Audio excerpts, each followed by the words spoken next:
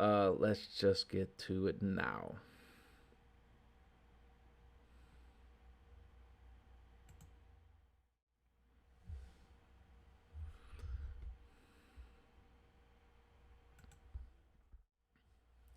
Yo, what is up, everybody? I swear every time I come onto the show, I am so close to the camera that it's almost nauseating.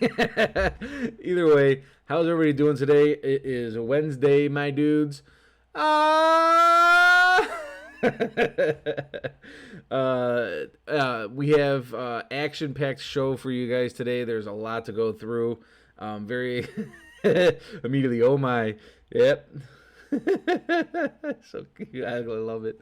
But we have an action-packed show today. I'm changing some stuff up today, guys. It's not just going to be my ranks. It's not going to be about busts, sleepers, none of that. We're changing it up just slightly. We're going to do a little bit more of who I love that's not in top 10. And we're going to be doing instead of the bust, we're going to be doing the get 'em out of here's. I don't know why so far I have not done the get 'em out of here's. Instead of, I've been saying bust, but my line is get 'em out of here. I don't know why I haven't even been using that. Joke's on me. But either way, we're going to do that. We got some injuries that we have to talk about. It's the first week of bye weeks. And just got a lot going on. Like I said, a ton of new topics. Also, I'm going to be starting off the show every week because I've been getting questioned on my busts calls. And people are like, oh my goodness, you're ridiculous on that call with a bust. I'm going to go back at the beginning of the show every week before I start going through my numbers on quarterbacks, running backs, and receivers. I'm going to go back and on each position, whoever I have put as bust the week prior, I'm going to tell you guys what they did this week. So my calls, I'm going to give you, and I'm going to tell you straight up, if they did good, then I was wrong on it. If they did bad, I was accurate. Today, I feel like I'm average. I'm so-so. My quarterbacks, I was 100% accurate on. My one receiver was I was right on, but my running backs kind of made a fool of me. But hopefully I can make this show a little bit more appealing than the Falcons and Jets game at 8 o'clock in the morning in London. Who wanted any part of that game? I was up pretty late the night prior, and I was like, man, I was like, what? My buddy was like, oh, they got a football game in the morning. I was like, oh, come on, really? I have to wake up early. What game is it? And they're like, Falcons Jets. I was like, oh, sweet, I could sleep.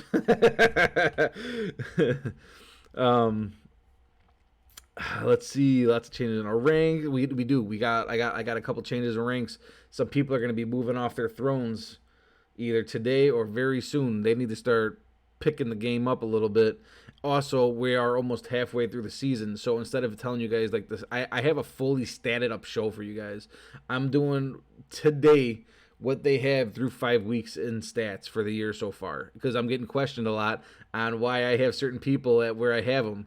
And I think that my ranks today are pretty freaking accurate, and the ranks or the stats will approve my points.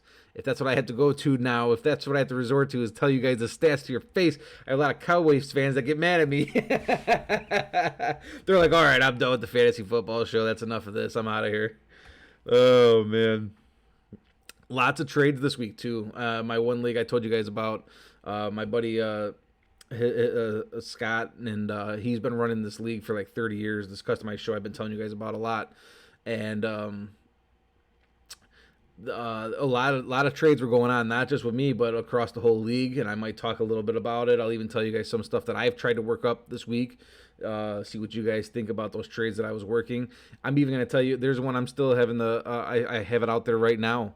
It hasn't been a decision. Me and the guy have talked about it, and we haven't made a decision on it yet. But I'm going to even talk about it today, just to let you guys know, trade wise, what might be going on, and at least on my side, what I'm doing, what I think is pretty decent trades, and maybe some of the trades that were going on I'll talk about and see what you guys think on that one too.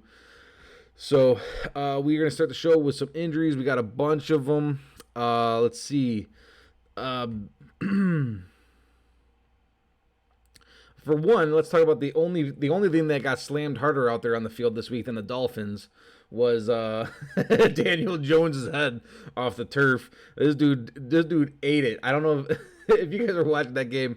I really felt bad for Daniel Jones, man. I've been tearing him up as far as like his stats is concerned lately. Dude, oh man, I felt so bad. He ate it so hard into the turf that when he stood up, he actually had turf dirt in his mouth. He was drooling. He was like trying to spit it out. And it was like drooling all over him. And then he couldn't even walk. I don't know anybody. I don't know why nobody helped him off the field. The guy was like, looked like a freaking, he was about to pass out drunk on the field. It was bad. So I don't know why I felt bad for Daniel Jones. But the craziest thing is, we're talking about concussions, which the NFL is taking so serious now, right? But they're saying that he's probably going to play this week, which blows my mind. I don't know how this guy, you guys got to go back and look at the clip. He literally ate it so hard. He was out. He was unconscious. There's no doubt about it. And they're saying he's going to be playing this week. We'll see. And then I don't know if anybody caught like the Bears game at all. Fields, he says they're saying that he's fine. He should be able to play. He's gonna, whatever it is. He's got a sore knee. I don't know how he has a sore knee, but that he hyperextended it. It looked so bad. Like he planted on the knee and everything. It did not look good. But thankfully for my Bears and for the health of my quarterback, he's okay and should be able to play this week. We got Burrow, also another one that just ate it. Took another huge hit. Another quarterback, Burrow. But they're saying also he is expected to play. And I'm only going to say, I'm going to say a few things because I don't normally like to go this way because it's controversial. But you know what? It kind of grinds my gears a little bit that you have people through the last few years or just now. So you have Stafford, who, in my opinion, has been blown up, ridiculously hit, just murdered out there on the field over the last couple of years, over the last decade. You have people like Burrow, and like I just said, Daniel Jones. You have these guys that get hit the way that they do, and then you have a Tom Brady or an Aaron Rodgers that somebody even taps them with their finger and it's a flag on the play. I don't understand why this is a thing. I get you have to protect your big paid players in the league. That's what people are there to see. But at the same point, if you're really caring about safety, if that's what the whole entire thing is about safety and taking care of your players, it shouldn't be a money thing on who you're taking care of more. It shouldn't be. Dude, Daniel Jones and Burrow are getting murdered out there. Fields is getting murdered out there, and there's nothing getting called, like barely. But Tom Brady and Aaron Rodgers, somebody looks at them with a mean mug and it's a flag on the play. I just don't get it. It's one of the things that bother me a little bit. But let's get past that. Wilson just had surgery. They don't even know a timetable. At first they were saying 4 to 8 weeks, and then they said the surgery went really well, and they were hoping for 4. Now they're saying no timetable.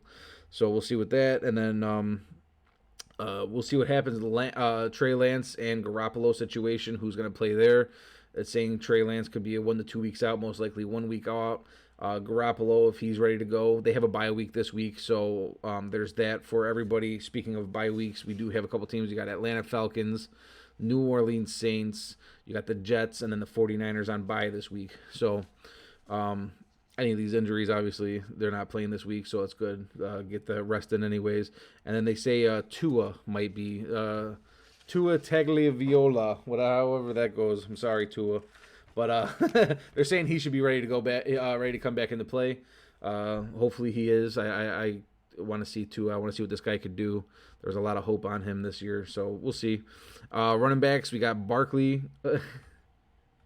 The Giants were just kind of getting messed up this week with Daniel Jones getting crushed, and then after the play, Barkley stepping on somebody's foot and then spraining his ankle.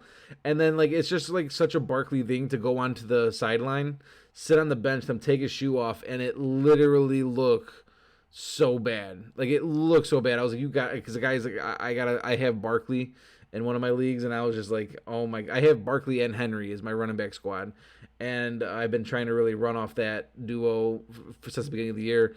And as soon as I seen Saquon, I was like, you've got to be kidding me, dude. What is up with this dude? But they're saying it's not that bad. They're saying it actually looked worse than it was. They're saying maybe hopefully 1, but 2 weeks possibly off with the minor sprain. But it says that doubtful for this week. Probably not going to play. You got Clyde Edwards-Helaire hitting the IR. Dalvin Cook, surprise, surprise. The guy just keeps on having Mr. No Days on. The guy doesn't play. He's injured. We'll see. It was his decision to not play this week, so we'll see what happens. Elliott, he got slammed out there. Another person. There was actually some big hits out there in football this week. It was kind of fun to watch. There was huge hits across the whole board, but unfortunately, some people were getting hit pretty rough and bad. Elliott was he got slammed trying to go into the end zone and fell like kind of back on his back and ribs and took a little hit there. But he's just saying that he's sore, should be able to play, but it's questionable. So, and then CMC, they're saying should be back. Christian McCaffrey, he'll be back. Again, we'll see. Hopefully, the guy can stay healthy and continue on with the year that he was kind of having already, because he was tearing it up. But again, another guy that just does not stay healthy. And I'm not saying I hope this on anybody. I'm just saying he's got to, when it comes to fantasy football, you got to keep that into perspective. CMC is not a healthy person throughout the whole year. Dalvin Cook, not healthy through a whole year. So Barkley, obviously never healthy through a whole year. And these are guys that are drafted in the top 2 rounds this year. So it's just stuff you got to keep track of that kind of stuff. Sorry, I'm parched. Wide receivers, you got Juju out for the year. He had to have surgery. Galladay, doubtful with a hyperextended knee. And then you got Julio Jones. Who knows what's going on? Who knows Jones? Who knows what's going on with Jones? The guy, another guy that's just been dealing with injuries almost his whole career. I'm sure I didn't actually look in to see what's going on with Julio Jones again right now, but I'm assuming it's his calf, because this guy has like the worst calf in the game. And then Goddard. I know we don't talk about tight ends a whole lot, but Goddard has COVID. They're saying the guy tested positive and he's vaccinated. So most likely he'll be missing this week. So real quick, before we actually get into the ranks, again, like I said, I'm going to go through who I put as busts last week on my positions and just real quick tell you guys what they did. I'm not trying to show off. Trust me, I get my running backs. You'll laugh at me on my call on my running backs, but what I had last week, I had Kirk Cousins, Derek Carr, and Joe Burrow on my bust list last week, which will now, again, like I said, will be the get him out of here list. Kirk Cousins last week had 275, 1 touchdown, 1 interception for only 13 points. Guys, this is standard that I'm looking at, just regular standard points off of ESPN. With 13.5 points, not anywhere you want your quarterback to really have still. It's not terribly busted. He did get over the 10-point mark, but it's still not something you want every week. You got Derek Carr, big bust, 206 yards with an interception. Unfortunately, what's going on with that team for this week, they're going to be probably going through it pretty rough considering how good they were playing starting the season. Either way, that does not make up for Derek Carr 7.2 points standardly. So I was accurate on that. And then Joe Burrow, he was 281 yards, 2 touchdowns, 2 interceptions. Not bad. 18 points in the week. That was serviceable quarterback numbers. Again, standard league points, ESPN. That's where I'm getting my points from there.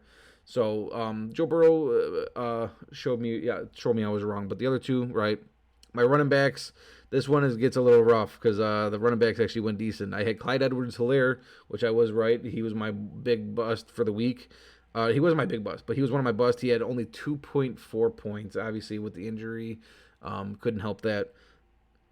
Josh Jacobs had 12.5 points, but that was saved by a touchdown. So barring a touchdown, it was not going to be a good week for Josh Jacobs. But still 12.5 points. Okay, he got it. So my big, what was my hot take last week was that Nick Chubb was going to be a bust. And obviously, as we know now, that was by far not he was not with the 23 big points he had put up there. And then Jonathan Taylor with 29 points. Those were my busts last week. So running backs, they kind of got me out of here with that one. So I'll give them that. My receivers, I did have Tyler Lockett as a bust with a 5.7 points. I was pretty accurate with that. And then I did say Deandre Hopkins, and he ended up with 14.5 points, 87 yards, and a touchdown. So it's hard to put DeAndre Hopkins. Again, I try to do. A lot of people are like, "Holy cow! How do you put him in your get him out of here list?" And it's like I'm trying to do hot takes. I try to do one good hot take in each position every single week for the get him out of here. And that's why DeAndre Hopkins and Nick Chubb landed on that list. Obviously, they should be top 10 almost every single week, but close. I don't think they made it this week, either of them. But it's hard to put them on a get them out of here list. But that's just a hot take. I want to try to do that to make it exciting and see what happens. So we'll just get into it with the quarterbacks now. With the rankings, we have stacked lists today. Like I said, I got a whole bunch of stats to go over, so I'm not going to go too hard into each player and why, because I'm going to be giving stats on why they're at where they're at, and just kind of go from there. Compare a lot too. So for you Cowboys fans and for you Green Bay fans and everybody in between, listen up here, all right? Those are the two fans that I hear from every single week: Green Bay fans, and of course I'm gonna hear from Green Bay fans because they all know I'm Chicago. But and then my Dallas fans out there. I got more than a handful of those, and they have not liked my calls so far, and we'll see what they think here. But at number one, this guy is going to be slipping. He's going to get taken off, guys. I've been saying since the start of the year that he's going to sit atop that throne probably almost all year. I was calling it, and he's probably gonna slip. He's not. In my opinion, he's not a for sure number one. He is number one, obviously, but will he be on top one for my ranks going forward? I think that might slip eventually. We'll see. But when you listen to these stats, you will still understand why I have Patrick Mahomes at number one. This week he's at Washington. Washington hasn't been a good team by far. But listen to these stats because this kind of blew my mind. I had to look into this. I have Patrick Mahomes in one of my leagues, and I still didn't even understand how much he was doing as far as like stats go. The dude has, through 5 weeks, he has 1,490 yards, 16 touchdowns, and 6 interceptions. 16 touchdowns. I think that he's actually leading the league in touchdowns thrown. That is crazy stats through 5 weeks we're talking about. And that's why Patty Mahomes sits atop number one. I know they said this week that Kelsey and Tyreek kind of have like little tiny lingering injuries, maybe possibly, but Patty Mahomes will figure it out. He'll figure something out. How to, he's not. He is still at number one, but we need to see a little bit better consistency, which is kind of weird to say. All I know is his throne at number one is not for sure anymore. Every week I was saying it was a for sure thing, but we'll see going forward. At my number 3 might be taking his place very soon. I know I said number 3, so we'll get to it. At number 2, Josh Allen. I know I'm starting to think that I'm maybe going a little too much on Josh Allen, and this is the reason I have Josh Allen at 2. I know people are like, holy cow, I could tell you a couple that are not, should be 2 and not Josh Allen. I get it, but Josh Allen this week is playing Tennessee, who is getting absolutely ran over on the passing game, just absolutely getting ran over. It's not even funny. And he's playing Tennessee. Last week against Cleveland Browns, the really good defense, he still ended up with 315 yards and 3 touchdowns with 0 picks. So it's a good game for him. Right now he's sitting at 1,370 yards on the season with 12 touchdowns and 2 interceptions. So he's doing really good. He's not doing crazy Patrick Mahomes numbers, but he had a slow start to the season. So those numbers are coming from the last 2-3 weeks where he's rising. We're starting to see that Josh Allen that everybody was drafting so early with. We're starting to see that from him now. So maybe I was going a little bit too soon on number 2 of Josh Allen. That's why my number 2 and my number 3 I could easily swap. I almost went who I have at number 3. I almost said should be at 2, but at number 3 I do have Tom Brady. So when I say Josh Allen at 2, you could easily swap Josh Allen and Tom Brady up 2 or 3. Tom Brady probably deserves being at 2. And Tom Brady right now, through the season, he actually has the most yards thrown. He has the most yards thrown in the league right now at 1,767 yards. 15 touchdowns and 2 interceptions with I think it was 100 QB average rating right now. Insane what Tom Brady is doing. Absolutely insane. Tom Brady's 2. I'm literally going through it right now in my head. Tom Brady's 2, Josh Allen 3. That's just how it's going to be. I can't say those numbers and say that Josh Allen is above Tom Brady. I can't. So Tom Brady at 2, Josh Allen at 3. Tom Brady almost should be at number 1. He's got better stats than Patrick Mahomes. Honestly, he does have better stats. You want to talk about weapons? Like I've been saying every single week, Tom Brady has the weapons. Mike Evans, Antonio Brown, Gronkowski, who's been injured, and he's still putting up what he's doing because he was going to Gronkowski so hard in the beginning. But Tom Brady, he's a GOAT. It is what it is. At number 4, Justin Herbert against Baltimore. This is a guy he just had. Oh, no. Sorry, Josh Allen did not just do those numbers against Cleveland. It was Justin Herbert that just did those numbers to Cleveland.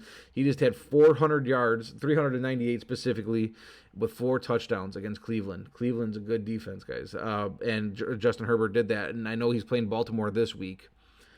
And Baltimore is still top defense, one of the top defenses in the league. But Justin Herbert, who's going to stop this guy? We'll see this week if Baltimore can do it. But with Justin Herbert sitting at 1,576 yards on the season with 13 touchdowns and 3 interceptions, we'll see if Baltimore is the first one to stop and slow him down. Kyler Murray at 5 against Cleveland this week at Cleveland. 1,512 yards on the season with 10 touchdowns, 4 interceptions. Honestly, and I'm not trying to be, this could be brutal. I was kind of expecting a little bit more touchdowns out of Kyler Murray. If I'm being honest, I was, he's got the weapons, Deandre Hopkins. He's got so many things over there. Before I looked at his stats, I was kind of expecting 13 touchdowns maybe. 10 is a little low. But still is a slinger, and that team is just really good. So 5 for Kyler. 6 is where you can find Dak Prescott. And honestly, I think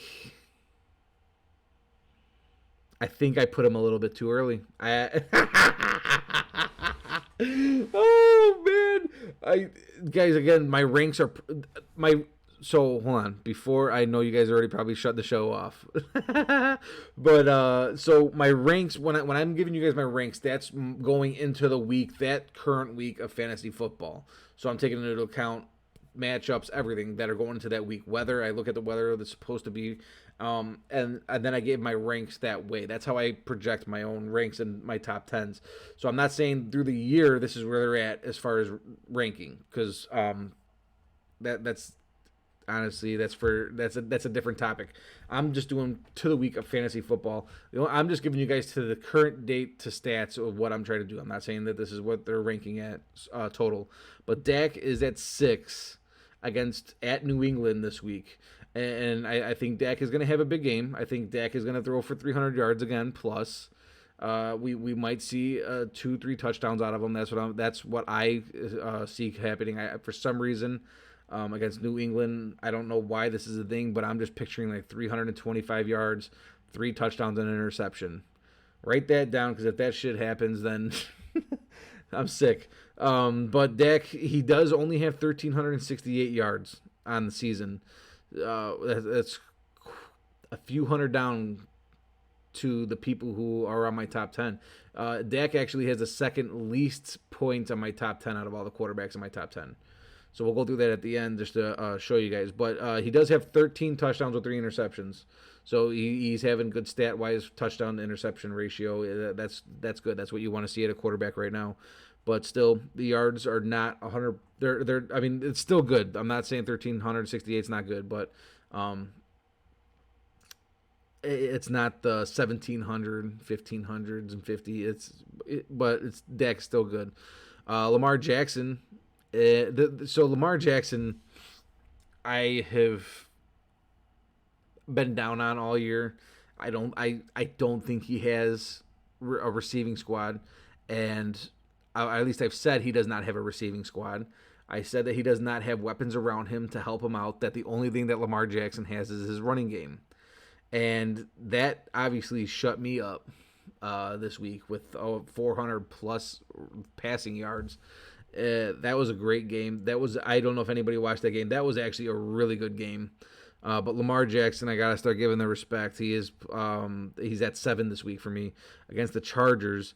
He does have 1,519 yards on the season with 8 touchdowns and 3 passing.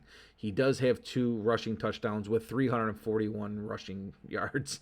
So it's funny because you'll see when we go to our running backs here in a little bit, he almost has more yards rushing. The quarterback has almost more yards rushing than most of the running backs that are probably going to be on my list, that's just insane. So you got to start giving respect to him where it's at. The 8 touchdowns passing, not good, but I mean the rushing brought him to 10 total touchdowns, and you got to give it to him, especially after a game like this week that was big. He's having some big comeback games. So at number 8, Matt Stafford against the Giants. Stafford sitting at 1587 on the year for yards with 12 touchdowns, 3 interceptions.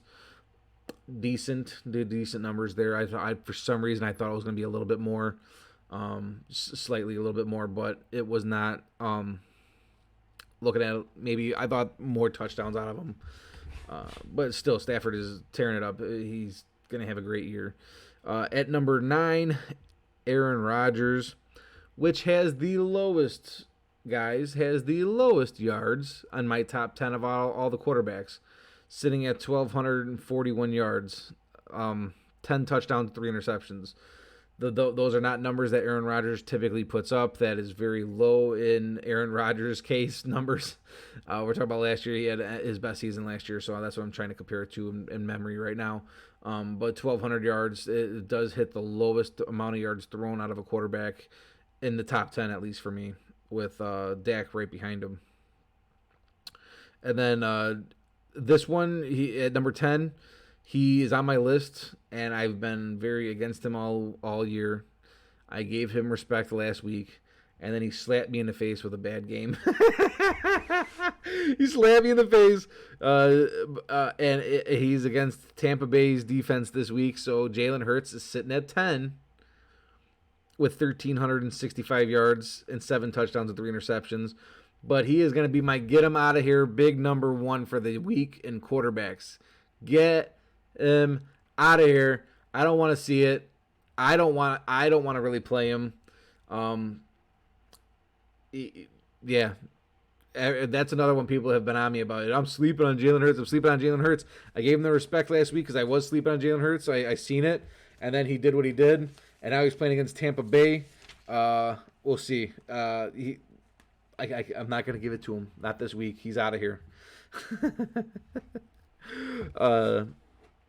So then I do love this week, not in top 10. I do love, I want to see if he plays. I do like Joe Burrow this week against Detroit. At Detroit. Detroit's bad defense, but they're fighting. The Detroit every week is still fighting no matter what. They're only losing games by field goals against really good teams, which is surprising. I kind of like seeing that, and I just have a feeling they're going to be pushing, and Joe Burrow's going to have to sling.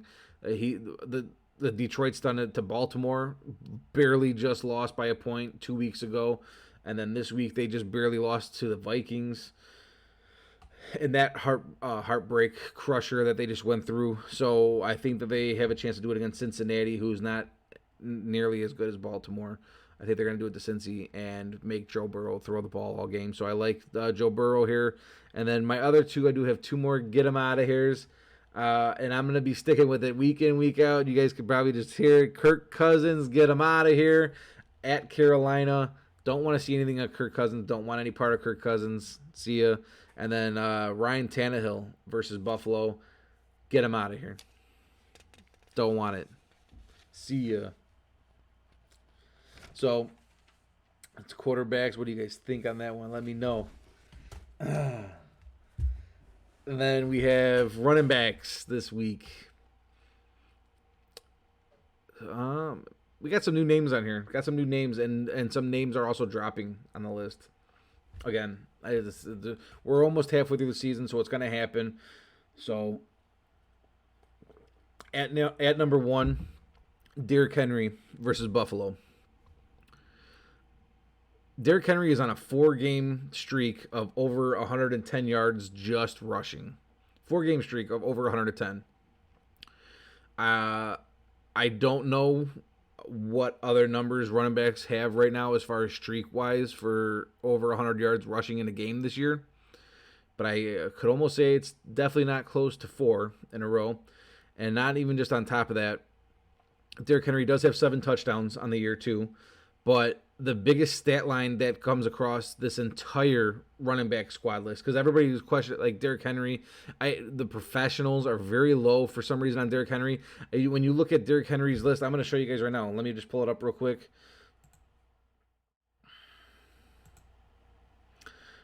Let's go to the running backs. I'll show you what I'm looking at.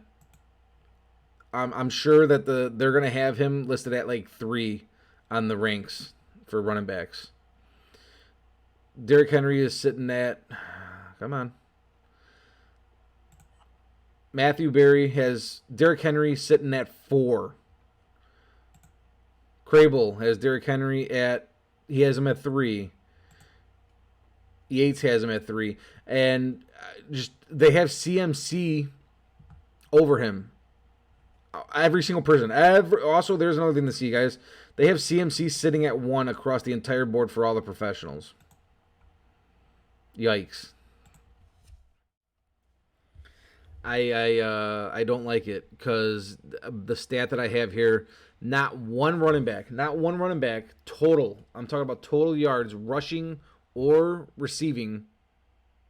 All yards put together, they don't even match what Derrick Henry has just in rushing. Derrick Henry has more rushing yards at 640 rushing yards already through 5 weeks than any running back has total through receiving and rushing.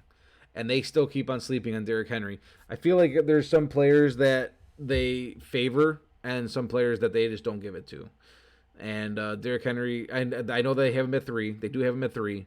But to put CMC continuously over Derrick Henry, and I get CMC as a beast. I get when he's in there, he's what he does when he's in there.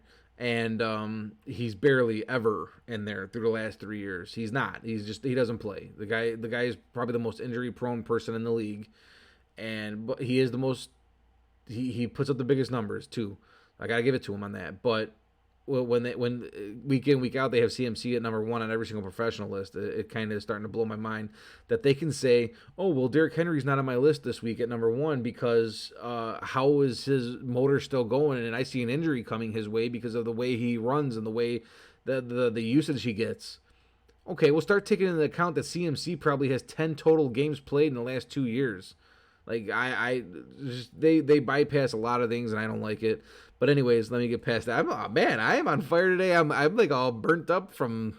Get me on ESPN. I'm tired of them. Derrick Henry though at number 1, 640 yards, can't be beat. Nobody's touching it. He's an animal. At number 2, as I was just complaining about the guy, I do have Christian McCaffrey. I do have CMC at number 2, though, against the Vikings this week. Vikings haven't been good. CMC on the year, though, does have 201 rushing yards with 163 receiving with only 1 touchdown. Probably should not have him on my list as high as I do. Shouldn't. But again, like I'm saying, I'm looking at the fantasy week and not on the season. And CMC, when he plays, is just he's a monster. And against the Vikings, I can see a big game. He's home this week too. So I'm seeing they need to go back to CMC. That they need to continue to get back into the winning column. They have to, and they're going to heavily. It happens every week. At number 3, I do have Austin Eckler, who's been making his way up my list every single week. Austin Eckler against Baltimore this week. Again, tough defense. But Austin Eckler is sitting at 349 rushing yards on the season with 194 receiving with 7 touchdowns. The 7 touchdowns is actually the most touchdowns out of rushing touchdowns in the league. Derrick Henry and Eckler are sitting at 7 touchdowns each. So obviously he's not anywhere near the yards rushing as Derrick Henry, but when you put into the receiving yards, he's only off by like a couple. I think it's only like 100 he's off of only. But it is Eckler has been and I don't even think he's actually hit his whole peak yet this year. I really don't. I think his receiving game is going to come into play bigger, and they're going to get him moving and rolling. I think he has more upward potential coming his way. At number 4, Naji Harris has made his way up to number 4 against a very, very, very bad Seattle defense right now. They can't, man. I'm not trying to be bogus by this, but they couldn't stop a guy in a wheelchair right now. No way. Naji Harris is sitting at 307 yards rushing for the season, 198 receiving with 3 touchdowns. Really good numbers. Just about 200 receiving. I like it. With 307. I think that needs to be picked up. Like I say every week, Ben Roethlisberger, you got to get the ball out of his hand. Give it to Naji. You got to get that run game going. But he's at 4 this week, just based off of him playing Seattle. And like I said, I think they need to give him the ball more. At number 5, probably should have went over Naji for sure. And again, it's only matchup wise is why I put Naji up there. But Ezekiel Elliott is sitting at 5. Actually has the second best numbers in the entire. Well, actually, he's slightly behind Eckler, so he's third best numbers as far as stats are concerned. Ezekiel Elliott sitting at 452 rushing yards on the season, with only 55 receiving yards. He's got 6 touchdowns with a 5.3 rushing per attempt average. So those are really good numbers for Zeke. A lot of people were really worried when he started the season. I heard people saying Zeke looked slow. Zeke didn't look explosive. And that's the other thing. Tony Pollard's taken a lot of first down carries. Tony Pollard's still doing really good too, his backup.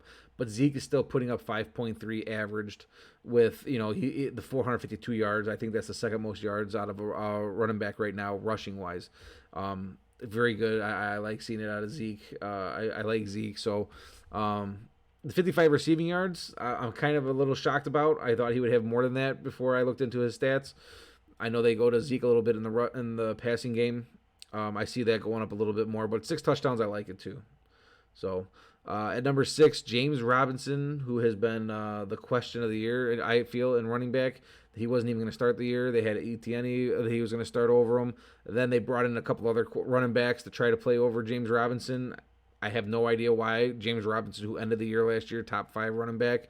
But anyways, he's back. He's at my number 6 this week against Miami. Right now, he didn't even start the year, guys. I don't think he really even started until, I think his first game starting was week 3. We're going into week 6. So he had like 4 rushing attempts week 1. I could be wrong on that. I'm not looking at specific stats, but I know he didn't start week 2 either. And he's already at 387 rushing yards with 4 touchdowns. He doesn't receive a whole lot, so I didn't even want to put that stat up there. He doesn't receive, but 387 rushing yards, 4 touchdowns with a Jags team. I like it. Against Miami too. He's probably gonna get. I see a big rushing game out of him again too. So. James Robinson at number 6. At number 7, this guy is going to start slipping hardcore off my list. I'm telling you, he's going to end up hitting the get him out of here any day now. Is Dalvin Cook against Carolina this week. We'll see what he can do against Carolina. Carolina has a good rushing defense. Dalvin is only sitting at 226 yards this year rushing, and he only has 1 touchdown. I keep saying Dalvin needed to be the heart of that offense. The Kirk Cousins hasn't really looked good this year. One game he looked mediocre. I do like Justin Jefferson. I think Justin Jefferson might be the best offensive piece that they have on that offense, and that's just based off of how Dalvin Cook gets hurt so freaking much. But the Dalvin Cook to me is the shock. And almost not even a shock because I knew the injuries were gonna come. But mediocre at best. I can't say, I don't know why I say I'm shocked because I knew the injuries were going to come, but I'm shocked at the stats he's got so far at the season. We're talking about Derrick Henry has 3 times the amount of yards as him. Eckler has almost just 2.5 times more yards than him, and I'm still putting him in the top 10 list with those players. It's hard to do. Ezekiel Elliott crushing him. Yeah, he's going to start slipping really hard. Aaron Jones is sitting at 8 against Chicago. 309 rushing yards on the season, 132 receiving with 5 touchdowns. Again, those are consistent numbers from Aaron Jones. You see that year in, year out. He does put up a good, decent amount touchdown. He's having a decent year so far. But surprisingly, at number 8, I'm putting him as my get him out. He's my hot take. Get him out of here this week. Aaron Jones, get him out of here. The Chicago, for some reason, I'm not trying to say because I'm a Chicago fan, but Chicago stops the run, and they put a halt to it. They might get thrown over the top. They might get taken over the top, or they will get taken over the top. It happens. But for some reason, Chicago does stop the run. They don't let anybody. Dalvin's never been able to run. Chicago, for some reason, has that. They have a good front seven for that. And Aaron Jones is the first to hit my get him out of here this week. Even at 8. At number 9, Jonathan Taylor had a huge week this week. He had a really good, that was like his first really, really big game against Houston. Is why he's at my number 9. 327 rushing yards on the season with 197 receiving and 3 touchdowns. So decent numbers. I actually thought he might have less. So number 9, Taylor. At number 10, Joe Mixon against the bad Detroit team. 386 yards on the season rushing with 31 reception. Or hold on, what is this? 386 rushing with 31 receiving yards. I don't know why I even put the receiving yards on there, but he's got 3 touchdowns on the year. I think that's why he's got 1 receiving touchdown and 2 rushing touchdowns. So I had a lot of people saying last week that he's got like the most yards all together in the running back squads, or he was up there in the top 3. He's not even close. So but he's hit my top 10 this week against, and that's mainly because of Detroit. I love this week Darryl Henderson against the Giants. I'm loving that. Also, I do love both of these running backs, but what the hell is happening with who's the number 1 right now? I like both Nick Chubb and Kareem Hunt this week. I like both running backs.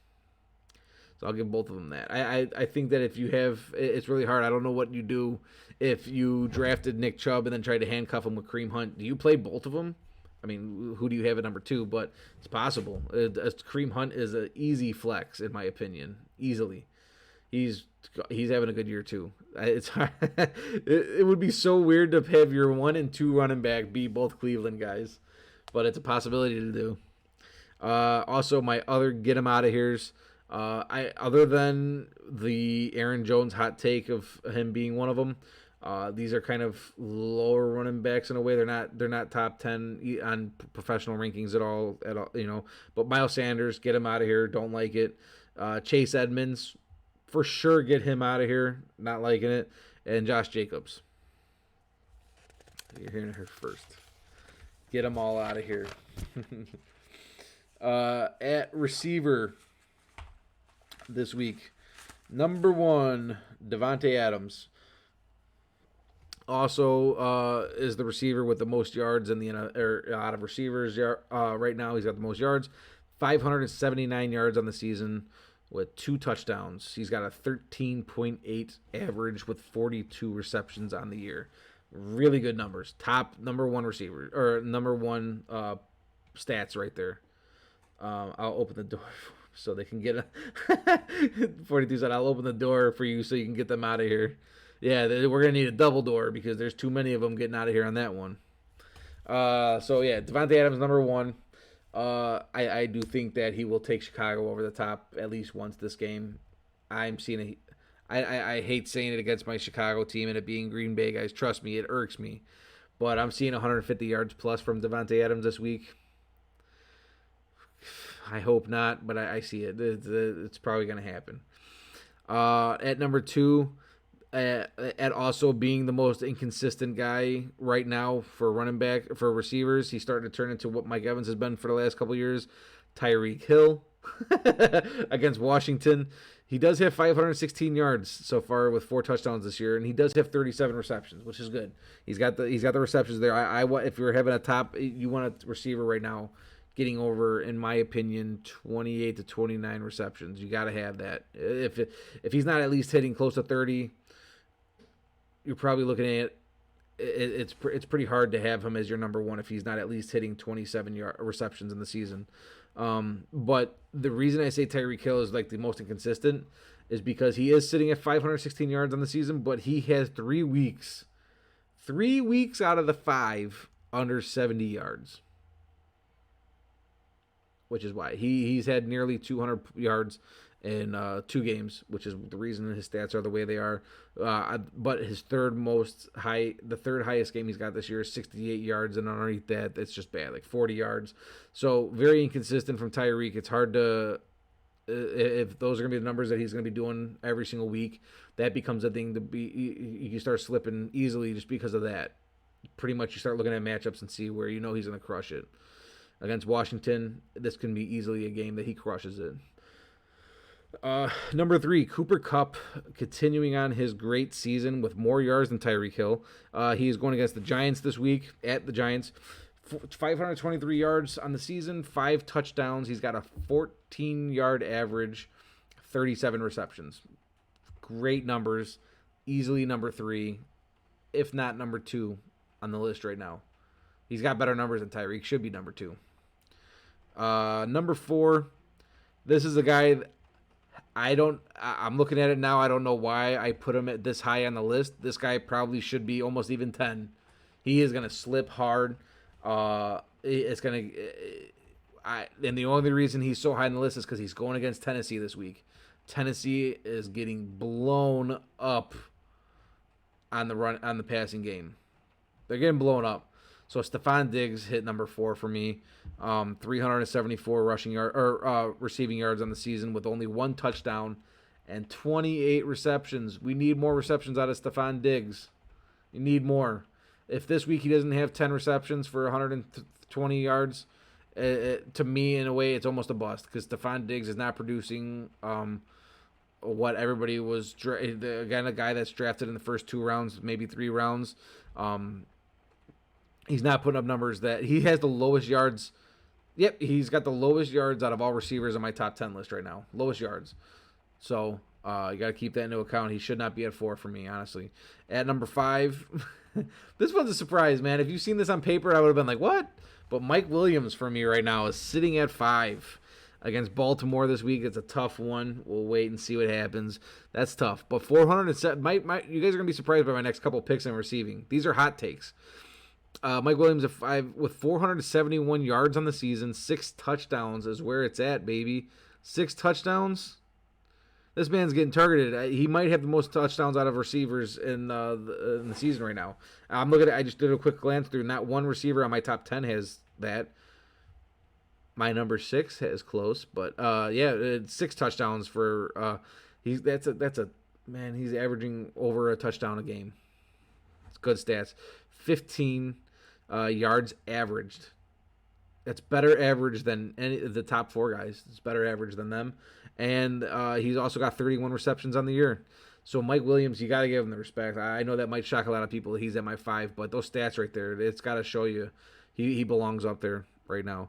At number 6, this is another one that might shock a lot of people. Who's seen this one coming? Rookie of the year possible? At number 6, Jamar Chase against Detroit. 456 yards on the season and 5 touchdowns. Now, this is the stat that's kind of mind-blowing. 19.8 receiving yards averaged right now. That's crazy. It's the most received. It's the biggest average right now out of all the receivers that I have in my top 10 that I looked at. The biggest average. He doesn't have under a 30-yard reception in a game this year. I think that was the lowest big one that he had out of all games. It was 30 yards reception. Jamar Chase is tearing it up. Burrow loves Jamar Chase, and I'm loving that duo too. Number 7, Scary Terry McLaurin against Kansas City. This one it was tough to kind of put him on the list, but at 400 yards, 3 touchdowns, he's there. At number 8, DJ Moore at the Vikings. 440 yards, 3 touchdowns. He's got 35 receptions, though.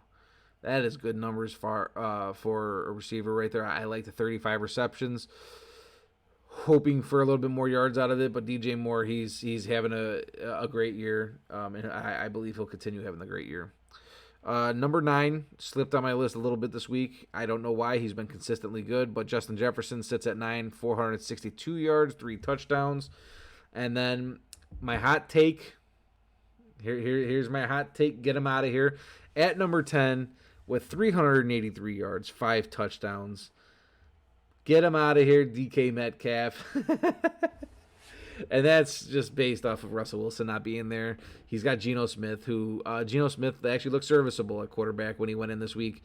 But I kind of got to take it away from DK a little bit. He is on my top 10. He is, but I got to do a hot take, get him out, and that's my hot take right there. Surprisingly, my love this week, I love to see...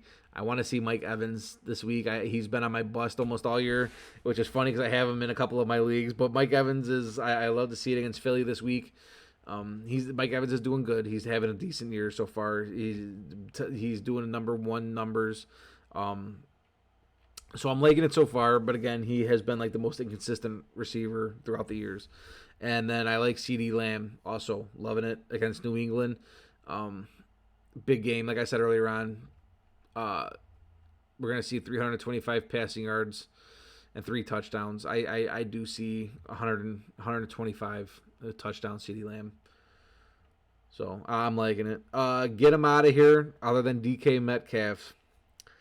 Yeah, this is some good ones right here. Get him out of here.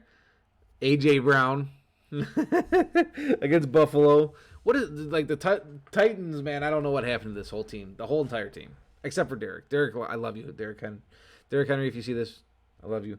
My number 1 favorite player in the league. A.J. Brown, Julio Jones, man, it's a mess right now. The whole team's kind of a mess. But get him out of here. Marquise Brown, after a really, really good game, he's having a good year. So I got to put him on the get him out of here this week against the Chargers. I don't know. I don't know what my deal is. Maybe I had Marquise Brown. I like Marquise Brown, but for some reason, something just screams get him out of here. And then Adam Thielen, who is slowly declining in numbers right now against Carolina. Carolina is a really good passing defense. I think Justin Jefferson is going to be the recipient of a good game if there's one here. And Thielen has been slowly slipping, and I don't think it's going to be a thing all year long. I think we're going to see some inconsistency out of Thielen. We're going to see a touchdown from him throughout the year. It does happen. He does get the touchdowns, but I'm for some reason I'm going to start seeing some like 50-yard games out of him. So I just at most I see a 50-yard game and a touchdown out of Thielen this week possibly. I don't really see a touchdown. I see 50 yards. I think 5 points, 5.5 points for Thielen this week. I hate calling that on I hate calling that on people, but I gotta give you guys my my personal feel and hot takes on it. We are on to the last part of the show. Also, guys, let me know if you guys really if you guys like this part of the show. I have not heard any feedback on it. I know people talk to me about it throughout the week. People always ask me, "Hey, what are you doing here? What are you doing that?" But I have not heard anything about it being on the show. I don't know if people like this part or not. So let me know what you guys think. This is where I do the sports book part of the show. I tell you guys the game, who's playing, who's favored by what, and then the over under of the game. That's all I'm doing. And I tell you if I like it or what I'm doing if I don't like it. So the first game starting off the week on Thursday, we got Bucks versus Philly. They got Bucks by 6.5 and a 52.5 point game.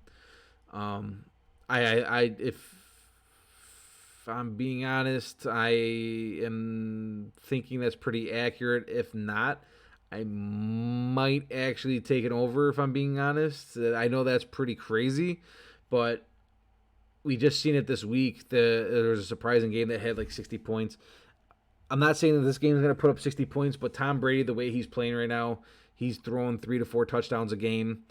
If Philly has any chance, Jalen Hurts is going to have to throw the ball a little bit and try to keep up. And for some reason, I see this game maybe being a high point game, especially being on a Thursday. there's gonna be some showing off. But I do take the Bucks at 6.5. I'm almost even more. So I'm taking the Bucks here, but probably maybe the over. It's pretty accurate, but I might take it over on here. Miami versus Jacksonville. Oh my God, who wants to watch this game? They do have Miami by 3 at 47.5 points. Guys, I don't touch crap games. I don't touch it. I don't want any part of it, and this is a crap game. I do think Miami wins this game. If Tua's back there, possibly. If it is not Tua, I'm taking Jacksonville. That's the way I'm going to roll with that one. 47.5 points. I'm taking an under here. I don't think this is going to be a good game. I don't think there's going to be a lot of points here. Neither team is good defense or offense. They're not stellar in either one. I just don't want any part. I'm not touching this game. Got Green Bay versus Chicago. They got Green Bay by 4.5 in a 44.5 point game. Man, do you almost take under every single Chicago game? Do you like? Is this a thing where you should be taking the under every single game? Because I swear, max 20 to 30 points is what's getting put up in those games. Chicago's not putting up points on offense, but they're not letting people put points up as much either. I mean, it's just there's always super low scoring games in Chicago. It is just a thing, which is good. I want to see it. I do want to see the low score for the other team. But against Green Bay, I don't even want to tell you guys who I take here. But the 44.5 points, maybe that's accurate. I'll stick with the 44.5. Maybe I'll stick with that this week. Usually I'm taking the under on any game that Chicago's having usually. But Green Bay, 4.5. Let's just say get them out of here. Minnesota, Carolina. They got Minnesota by 1.5 in a 46-point game. Something in me wants to say Carolina takes this. Something in me, I don't know why. CMC back. I want to say Carolina here. Kansas City, Washington. Kansas City by 6.5 in a 55.5 point game. I think that's too much. I'm taking the under. I'm taking under here. I don't think Washington's putting up points. Not to equal a 55.5. No way. I am taking Kansas City. I think they're gonna finally win a game. They're gonna get a game back here. Kansas City. We'll see, man. What happens if Washington beats Kansas City this week? This will be a shock. This will not be the Kansas City people. Oh man, bandwagoners, you guys gotta find somewhere else to go. Oh man. Then we got Rams, Giants. Rams by 9.5 in a 48.5 point game. Accurate. I like it. Bengals, Lions. Bengals by 3.5 in a 48 point game. Now I know I said earlier on when I said the Lions. I had a conversation with a buddy last night, Ryan, and he actually almost wants to take Lions here. Which at first I was like, seriously, what? You're gonna take the Lions over Bengals? And I like the Bengals. I think that they're doing really good this year. I think that they're doing better than people thought. But you got to start taking the Lions are fighting, man. They're losing by like 1 point against good teams here. So are the Lions a decent team that are just losing in heartbreaks? Possibly. If they are mediocre, they're gonna beat Bengals this week. But in a betting world, I'm taking the Bengals here. Taking the Bengals with the 3.5. I will take the 3.5 here. 48 points. Accurate. I like that one. I don't think Detroit's good. I think Burrow's going to throw the ball. Goff is going to try to throw the ball. Not into their hands. So I like the 48 points. Sticking with that. Colts, Houston. Colts by 9 points in a 43-point game. The one thing that gets me here is when they have such a big spread. Like that 9-point spread with a 43-point game. It's kind of low, sort of, especially with the spread being that. Houston has been fighting. Houston has been putting up. I think they have 2 games this year where they have a lot of points. I want to take the over here. I do think the Colts win, but I think the Colts might. I don't think the Colts win by 9. I would actually take Houston covering the spread and then an over. That's how I would play this one. I know that's probably crazy. Baltimore Chargers. Baltimore by 3 in a 52.5 point game. This one's interesting. Another game that I'm really watching every single week. I tell you guys the game I'm watching. I'm watching this one. I like this one a lot. Baltimore Chargers. We'll see. They do have Baltimore by 3.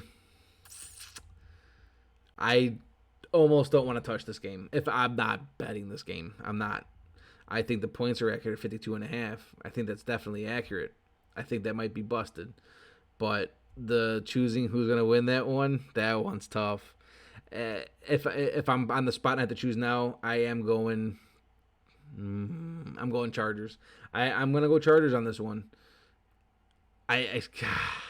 Yeah, it's hard. That's a hard one. Not touching it, though. Cleveland, Arizona. They got Cleveland by 3. This one is a mind blower. How do they have Cleveland by 3 against Arizona this week in a 49-point game? That one blows my mind. I'm taking Arizona all day in this game. All day. Arizona. Taking it. That's not even a question in my opinion. I think I already did bet that game. Arizona's taking that. 49.5 points. That's busted. I think I'm taking an over and Arizona here. Dallas, New England. Dallas by 4 to 51-point game. Accurate. I like it. Denver versus the Vegas Raiders in a 3. Denver by 3.5 in a 44.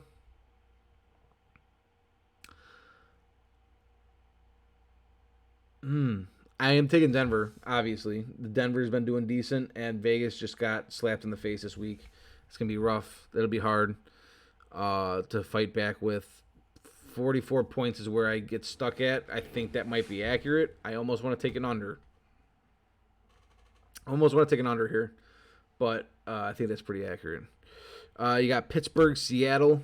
Pittsburgh by 5 in a 42.5 point game. Russell Wilson's not there. I think that's 100% accurate. I think that literally might be the game right there. 42.5 points. Pittsburgh by 5. That sounds really accurate. I like that. And then Buffalo versus Tennessee. Buffalo by 5.5 in a 54-point game. I'm going to take the under. I'm taking under 54. I'm definitely taking Buffalo in this game. I like the Buffalo by 5.5, but I'm taking the under. So that is your sportsbook talk of the day. And let me know what you guys thought about the way I changed it up a little bit with what we did with the show. Also, questions, anything, concerns, trades. I'll tell you really quick. I did have. Let me pull up a few of the trades here, and I'll tell you guys what happened.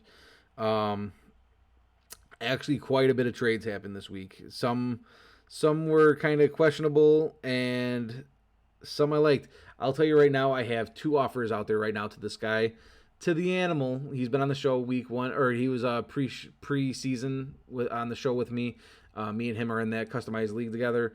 I have two trades out to him, and I'll tell you guys right now, it hasn't been decided. He's still going over it. Right now I have I would be giving him the Ram again. This is not standard league points. If anybody has questions on this, it's not standard points. This is all bonus achieved points, and it's not normal standard. But I'm just gonna tell you guys the trades either way. You guys might not think like what would that be. It is very wild. Do you think the Falcons can beat the Saints?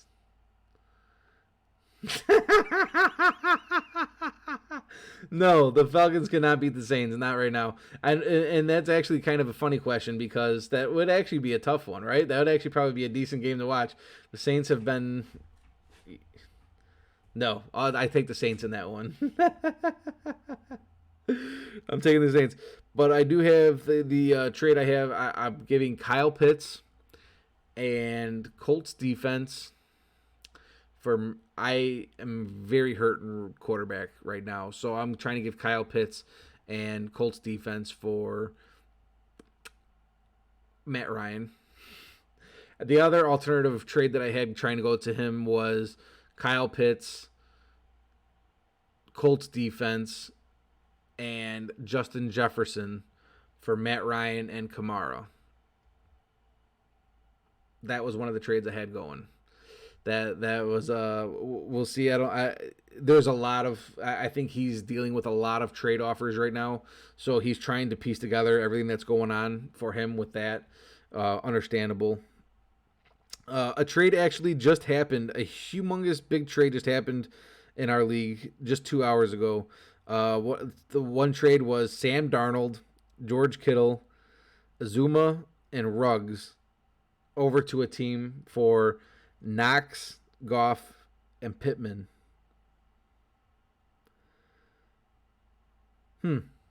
Let's see. I'm not sure on that. Kyle Pitts went off last week for my fantasy. Dude, Kyle Pitts, I have Kyle Pitts. I've been very high on Kyle Pitts. I like him a lot. I'm glad to finally see him finally get in there. I really don't want to trade him, especially now after he just finally had his big game.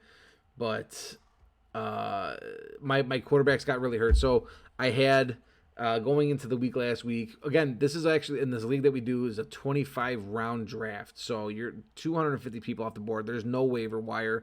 There's a lot of players that are on the board, and you have to make trades throughout the year and get it going. But at quarterback, I only have right now specifically because I traded a lot of pieces this last week. So right now I have Russell Wilson, Teddy Bridgewater, and Trey Lance. I did get rid of Baker Mayfield and Jameis Winston in trades for pieces this week. So right now, technically, I'm down to Teddy Bridgewater. And so that was kind of why I'm trying to get rid of Kyle Pitts. Kyle Pitts finally he's had a good game. I think there's going to be more out of him. I'm giving the guy, the other guy doesn't even really I think he had Dolphins defense is what he's running with. So I'm throwing Colts in there. And then that was just for Matt Ryan. But then the extra one was I'll throw in Justin Jefferson if he'll add Kamara to the deal. So that's why I was doing that deal. Also, again, in that league, I have, in the running back squad, I have Derrick Henry and Saquon Barkley. Saquon Barkley going down for the week or two, which is why I was trying to get Kamara. If I had literally, in my opinion, I would have one of the nastiest, if he could stay healthy, if Saquon could just be healthy, I would have one of the nastiest running back squads in Derrick Henry, Kamara, and Saquon Barkley. I don't think somebody beats that. It is very hard. Another trade happened today in our league. DeAndre Swift, Odell Beckham, and Greg Zuerlein over to somebody for Nyheim Hines, T. Higgins, and Butker. That guy got taken. He gave Swift. Odell hasn't really done it. I don't like that trade. That's kind of a weird trade, but I think the one guy got taken here. And then we got one trade was Joe Mixon and the Dolphins going to somebody for the Chiefs defense and Devonte Smith. So those are some trades that happened this week in our league.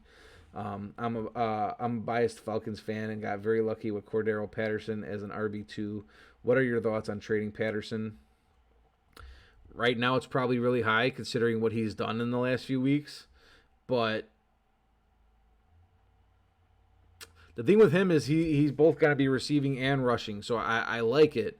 But I don't think and this is based off Cordero Patterson hasn't really done crazy numbers since he's been in the league at all. He was with New England, then with Chicago, and now he's over at the Falcons. He's never really done anything crazy.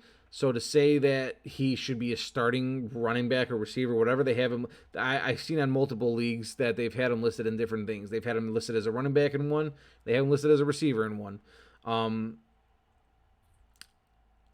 In my opinion, I don't feel comfortable playing him in my receiving squad or my running back squad as a flex with what he's doing. If you have a flex, you kind of got to play him, but especially with the way he's playing right now. But I would be trying to move him for pieces. That's just my opinion. I'm not. The Falcons are not going crazy off. I did not like them having Davis as their running back, so I think Cordero Patterson needed to be added a little bit more into the mix, which is why he is. But with the numbers he's putting up right now, I think you try to move it and get pieces for him, and that's just my opinion.